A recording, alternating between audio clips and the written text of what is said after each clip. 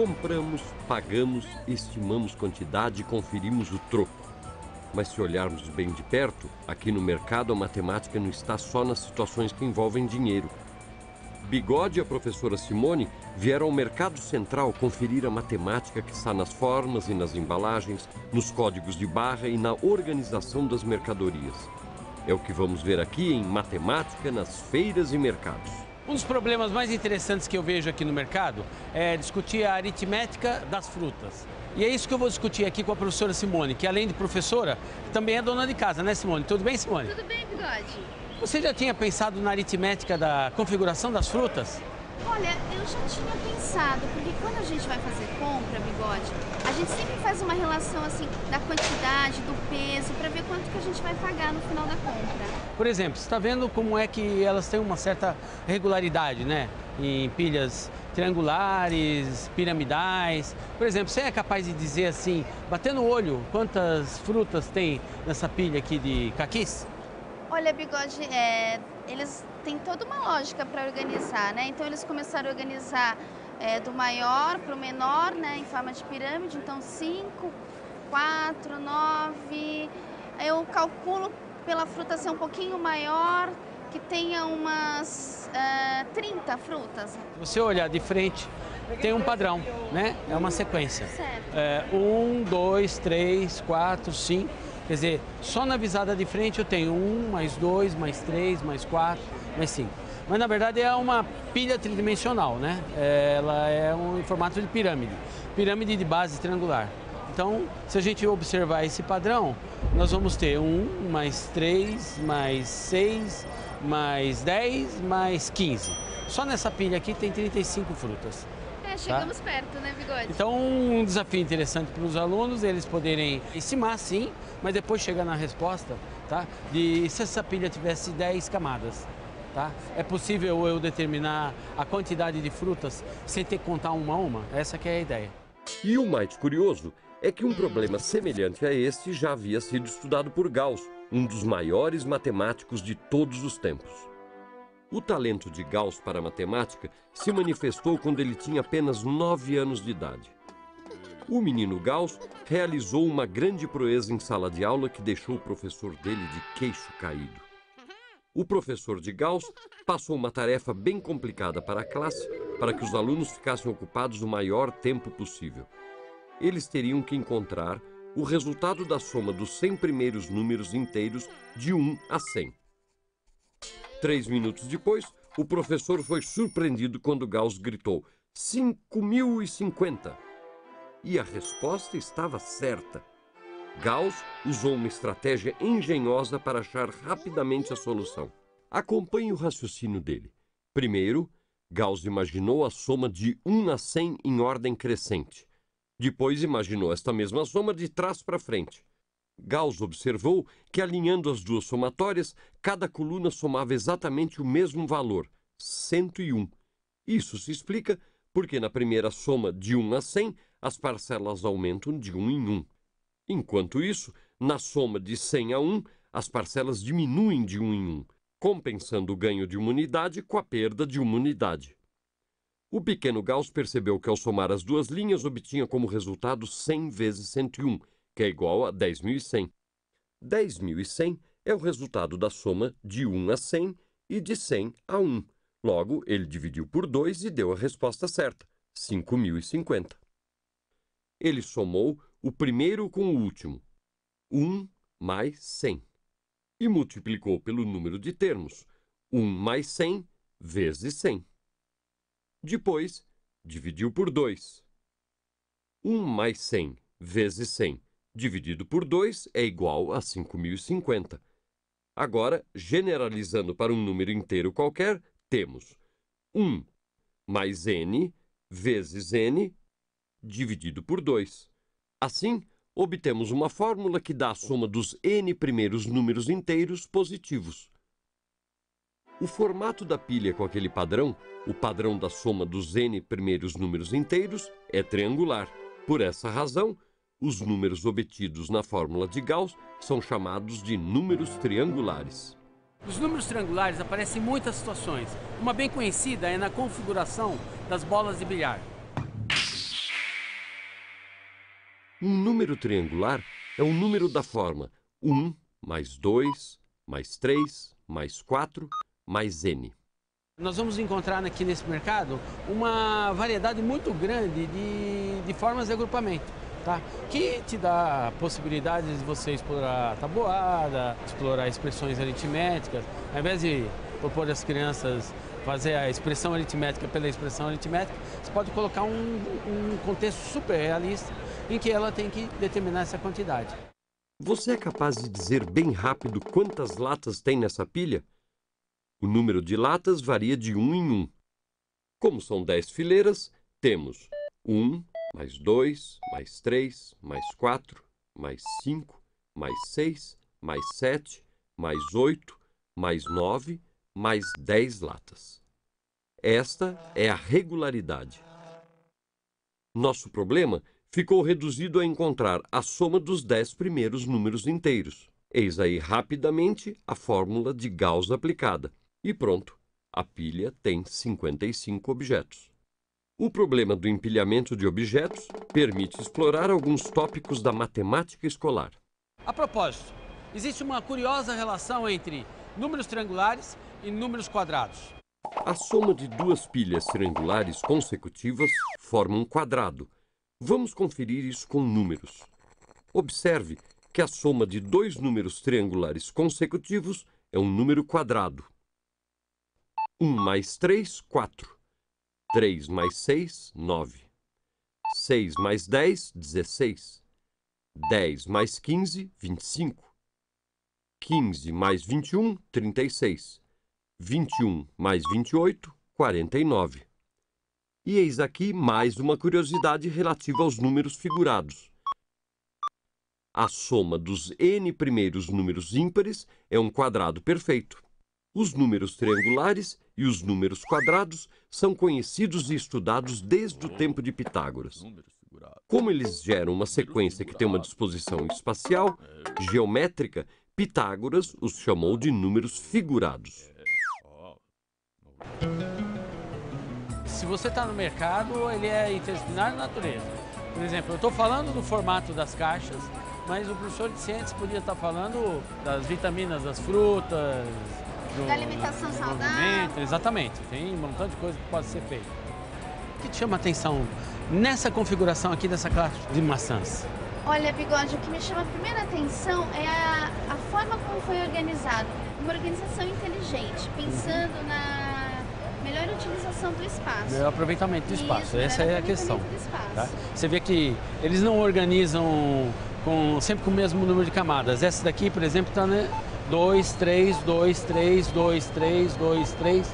Essas camadas intermediárias 2, elas aproveitam aquele buraquinho entre duas camadas de 3. Tá? A minha ideia é que, ao invés de propor para as crianças aquelas expressões aritméticas sem nenhuma relação com a vida, propõe para elas como desafio calcular quase que de cabeça, sem contar, tá? Quantas maçãs tem nessa configuração, ok? E pedir para justificar, tá? Como é que ele pensou. Talvez algumas crianças vão pensar assim, 2, 3, dá um agrupamento de 5. Então eu tenho 5, 5, 5, 5. 4 vezes 5, 20. Talvez uma outra criança tenha pensado aqui pela lateral. Então eu tenho 5 fileiras deslocadas uma da outra, mas de 4 maçãs cada uma. 4, 4, 4, 4. E também a gente pode pensar a quantidade de quantas caixas, problematizar, trazer a tabuada, né, como conceito. Por exemplo, também. Aqui você pode explorar a tabuada do 5, do 20 e mesmo a do 4, a partir de um único cenário. A caixa de maçãs e a quantidade de maçãs. E principalmente de uma forma interessante e lúdica, e você tem como pegar e como tá checando depois. E depois os come dados. as maçãs e as crianças vão gostar. Podemos fazer uma salada de fruta, né, Bigode? Você viu que quando é a natureza que define o formato das frutas, por exemplo, prevalecem as formas curvas.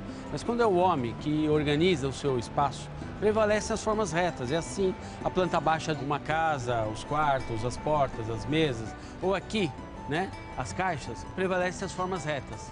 As caixas, de preferência, elas têm formato de paralelepípedo. Por que paralelepípedo? O paralelepípedo pode ser encarado como resultado da transformação linear de um cubo. Todo mundo tem um paralelepípedo em casa. O leite costuma ser envasado nessas caixas, formada por retângulos nas laterais. São caixas tridimensionais, tá? As faces são perpendiculares, são paralelas duas a duas. Daí o nome paralelepípedo. Algumas palavras usadas em matemática não têm mistério. Os gregos chamavam o número 49 de número quadrado, porque este é o formato da disposição de 49 objetos, disposto em 7 filas, com 7 objetos em cada uma. 7 vezes 7 é igual a 49. 49 é um número quadrado. Do mesmo modo, a nomenclatura dos cubos perfeitos também está associada à forma.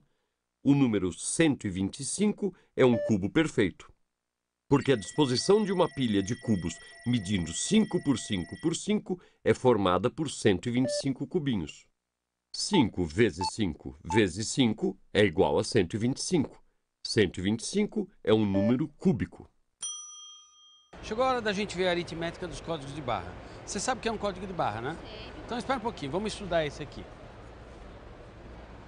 Olha, um código de barra ele é formado por essas barrinhas pretas e brancas com espessuras diferentes. Mas essas barras elas estão representando esses números aqui. De modo geral, um código de barra é formado por 13 dígitos. Sempre 13. 13. Não, sempre 13 não. Quando a embalagem é pequena pode ser 8. Tem outros sistemas, mas esse é o mais hegemônico. Os 3 primeiros dígitos indicam o país de origem, onde foi fabricado, onde foi envasado. Esse azeite aqui, por exemplo, foi fabricado na Espanha, mas eu vejo que ele foi envasado no Brasil, porque o código é 789. Esse é o código dos produtos brasileiros. Os 4 dígitos seguintes indicam a marca e os 5 seguintes representam o produto dentro da marca. O último dígito é o dígito de controle, que nem você tem na sua conta bancária. E aí é que está um aproveitamento didático interessante dos códigos de barra. Você pode propor para os alunos de terceira, quarta, quinta, sexta, sétima, oitava série, porque tem uma aritmética básica muito interessante para trabalhar expressões numéricas. Funciona assim, ó. Os dígitos que estão em posições ímpares, 7, 9, 0, 2, 0, 3... Soma esses números. Toma agora os dígitos que estão em posições pares. 8, 7, 8, 5, 1, 5. Soma esses dígitos que estão em posições pares e multiplica por 3. Somando a primeira parcela, a segunda parcela, vai dar um número. A diferença entre esse número e uma dezena completa mais próxima vai ser o dígito de controle. Por exemplo, se a soma for 81, o dígito de controle vai ser 9. Se a soma for 72, o dígito de controle vai ser 8. Se a soma for 45, o dígito de controle vai ser 5. Se a soma for um número terminado em 0, eu não preciso pensar na dezena completa, já é uma dezena completa, tá? Então o dígito de controle vai ser 0. Tá? Então você pode propor para os seus alunos ficar calculando o dígito de controle de embalagens que ele encontra lá na despensa da sua casa. Esse tipo de atividade ele é muito rico porque dá um sentido para você trabalhar a ideia da ordem das operações, o uso de marcadores tipo parênteses, colchetes e envolve cálculo de modo interessante e curioso. É muito comum os pais perguntarem para a professora aqui, o que você fez com meu filho que ele ficou fazendo aritmética lá dentro de casa. A questão do dinheiro foi o de menos na nossa discussão. É verdade, Bigode. Agora que você falando isso, tá? É verdade. Embora sempre que as pessoas pensam em mercado, feira, estabelecimento comercial, vai direto na questão conta, troco, né? Pagamento, quantidade. E o que menos a gente falou aqui foi na questão do dinheiro, né? Exatamente.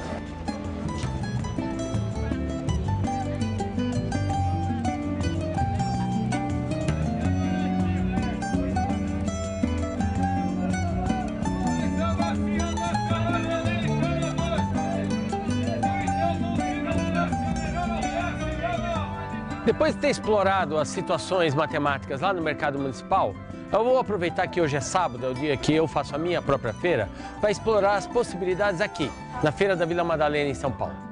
Olha só, 3 bancas e cada uma com uma oferta diferente de laranjas. Na primeira banca são 6 dúzias por R$ 4. Na segunda banca, são 4 dúzias por R$3. E na terceira banca, são 10 dúzias por R$6. Aqui, você tem que usar a proporcionalidade. Uma estratégia para decidir em que banca as laranjas estão mais em conta é comparar os preços. Mas você tem que tomar o cuidado de observar as mesmas quantidades. Imagine uma quantidade que possa ser dividida por 6, por 4 e por 10. Ou seja, descubra o mínimo múltiplo comum. O MMC de 2 ou mais números é o mínimo múltiplo comum. Ou seja, o menor múltiplo comum, diferente de 0. Por exemplo, para calcular o mínimo múltiplo comum dos números 6, 4 e 10, devemos procurar entre os infinitos múltiplos de cada um, aquele que é o menor entre os múltiplos comuns.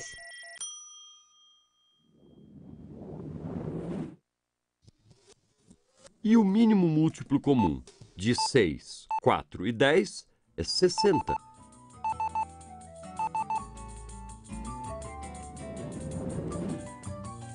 Pronto, agora calcule o preço de 60 dúzias de laranja em cada banca.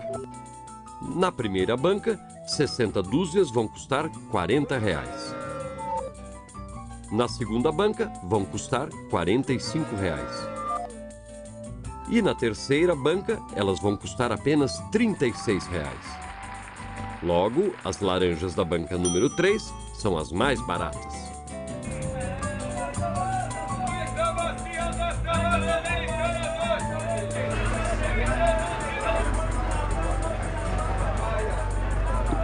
Elius, Ô, velho. tá bom? Beleza, você? Como é que tá a batata hoje? Maravilha. Então, você sabe que eu dou aula de matemática, né? Correto. Eu tava com ideia de falar umas ideias a respeito da matemática da batata. É engraçado matemática da batata, mas é que a gente já discutiu bastante a questão da matemática nos mercados, a gente tava lá no Mercadão ontem e tal. E aí me veio a ideia de discutir a matemática da batata. Vamos lá. Você trabalha com batata em vários níveis, na feira e também... Trabalho na feira, no semi-atacado e no atacado. Tá. E me diga uma coisa, você tem noção do volume de batata que você tá? Tem noção. Nós temos que ter essa noção, porque senão a matemática não funciona, né? Tá certo. Não é mesmo? É sobre isso, então. Você compra em saca? Eu compro tudo em sacas, caminhões. Caminhões. A gente compra volume. Porque assim, nem sempre você tem o volume que você necessita. Então, às vezes, você tem que ficar o quê? Captando um pouco aqui, um pouco ali. Como eu trabalho com várias variedades de batata, cada uma específica para cada prato, então eu tenho que ter, porque eu tenho cliente para cada batata. Eu tenho que achar aquela batata, a quantidade. Eu não posso chegar no mesmo dia porque eu não ia encontrar aquela minha necessidade. Então eu tenho que variar, tem que dar um dia adiantado. Você compra em saca, né? Saca de 50 quilos. Mas quando eu era criança e estudava na escola, a saca era de 60 quilos e agora é de 50? Porque antigamente eram 4 arrobas, era o padrão internacional. Então eles mudaram de 60 para 50 quilos. Sim. Isso pegou. Por quê? O carregador também. A coluna dele, porque ele carrega a saca na cabeça. Sei. Então a coluna dele é uma questão também de saúde. E né? E ele acabou se adaptando a 50 quilos e agora é 50 quilos. É fácil porque o 50 é um divisor do 100, então fica mais fácil fazer é o manejo cálculo, da saca também. Mas uma saca de 50 quilos, deixa eu pensar aqui, aproximadamente quantas batatas tem essa saca? Bom, 1 quilo tem quantas batatas aproximadamente? Médias, porque a batata normalmente ela vem toda misturada numa saca. Ela vem miúda, graúda, média e tortas, né? Vamos pôr assim, média tá o quê? Média por batata eu nunca tive a curiosidade de pesar. Sim. Mas a gente tira uma noção, vamos pôr aí 200 a 250 gramas 200 por a 250 gramas por batata. Multiplica isso por 50. Então nessa saca tá 250 batatas. Sabe que uma coisa me chamou a atenção? Eu sou um caçador de situações para poder oferecer para a escola, trabalhar, as crianças se interessam. Um dia desse passei uma daquelas lanchonetes famosas aí e aquela porção de fritas, tá? Eu achei ela muito cara, R$5. Você está vendendo 1 quilo aqui a R$3,50, tá? Obviamente aquela porção não tinha 1 quilo, certo? Não, geralmente não é 1 quilo. Eu fui perguntar lá pro rapaz, a porção grande é 145 gramas e a porção média 105 gramas. Então você está imaginando, 145 gramas, alguma coisa equivalente a uma batata, né? Imagina, ó, eu te pagar R$5 por essa batata. Bom, né? Você tá... Pra você vai ser bom. Mas você tá vendendo aqui a R$3,50, né? Essa sai mais barata. Essa tá em torno de R$2 hoje. Normalmente, o preço dessa batata é em torno de R$1,50, R$1. Sei. Hoje, como nós estamos fora de safra e a variedade da batata tá difícil essa variedade, então o preço dela hoje no máximo é R$2, com esse tamanho. Tá. Você já parou para pensar quanta batata daria para comprar na feira com o dinheiro que se gasta com um saquinho de batatas lá na lanchonete? Acompanhe o raciocínio. O peso de uma batata in natura de tamanho médio varia de 140 a 170 gramas, ou seja, 1 quilo de batatas na feira tem em média 6 batatas. O preço da batata na feira varia de R$2 a R$3. Um saquinho de batata frita tem cerca de 150 gramas, ou seja, 6 saquinhos pesam aproximadamente 1 quilo. Como cada saquinho de batata frita custa um pouco mais do que R$5 na lanchonete, 6 saquinhos vão custar cerca de R$30. Com R$30 dá para comprar de 10 a 15 quilos de batata na feira. O Brasil produz aí cerca de 4,5 milhões de toneladas de batata Por safra. por safra. E está muito longe da China, que é o primeiro lugar, 75 milhões. Olha a ordem de grandeza, né? A professora poderia propor para os alunos pesquisarem que porcentagem da produção mundial ou da produção, que fração da produção da China é a produção brasileira. Agora, 1/3 disso é produzido em Minas Gerais. É mais ou menos isso, porque ela é dividida entre São Paulo, Minas, Paraná e a Globo aí, Rio Grande do Sul um pouquinho, né, que a gente tá pegando de lá, e Santa Catarina. Então é Paraná, Santa Catarina é esse baixo aqui. Um pouquinho o pessoal planta aí no fundo de Goiás, já divisa alguma coisa, mas é muito difícil. Você era bom de matemática na escola? Sempre fui. Então eu vou fazer Mas eu sou comerciante. Eu vou fazer um desafio para um batateiro pós-graduado que é você. Só na batata. Você sabe como é que determina o volume de uma batata? Eu imagino, mas eu nunca fiz isso. Olha, tem métodos sofisticados, né, que você pode fazer com computação gráfica, mas o mais legal para botar para as crianças é o seguinte: você pega um copo de 200 mililitros, tá? Põe uma batata e enche de água. Tira a batata e vê a diferença. Aí você tá no volume correto. Na feira, se faz muita matemática. Tudo na vida é matemática, né? É ciência exata. Não tem como fugir dela. Cálculo mental você está fazendo o tempo todo. É o básico, né? Porque aqui você não usa muito raciocínio. Então você faz o básico pro dia a dia. É um troco, é uma venda, é volumes, sacas. Então você tem aquilo já praticamente é cotidiano isso. Medida e cálculo básico. Pois a nossa ideia é exatamente essa, né? Levar essa coisa da realidade, da matemática do cotidiano para dentro da escola, para que as crianças, quando elas vêm passear com os pais na feira, elas fiquem pensando matematicamente. Assim, abaixou o preço, quanto por cento, né? Ou seja, tornar mais significativo a matemática.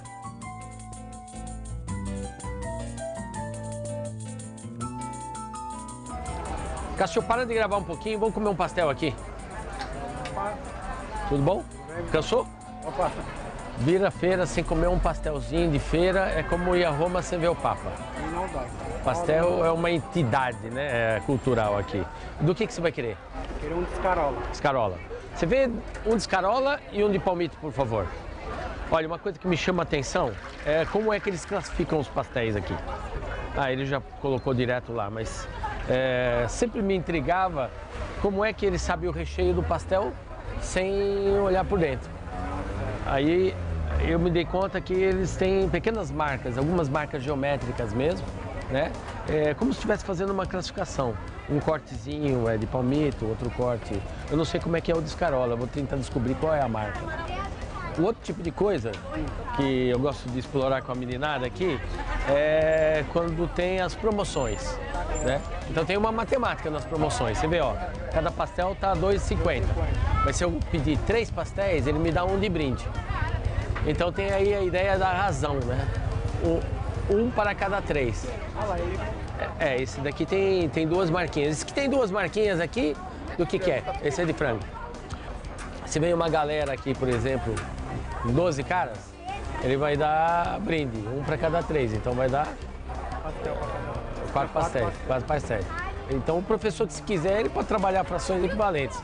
Um está para 3, esse 4 está para 12. Opa, tá bom? Esse carolé é o dele. Obrigado. Obrigado. A marquinha do meu aqui, ó. Viu? Tem uma marca, pra saber que é de palmito. Gosto de pimenta. Na sua próxima ida ao mercado, você certamente vai olhar as frutas e as embalagens de um jeito diferente. Porque agora você sabe que tem matemática em toda parte.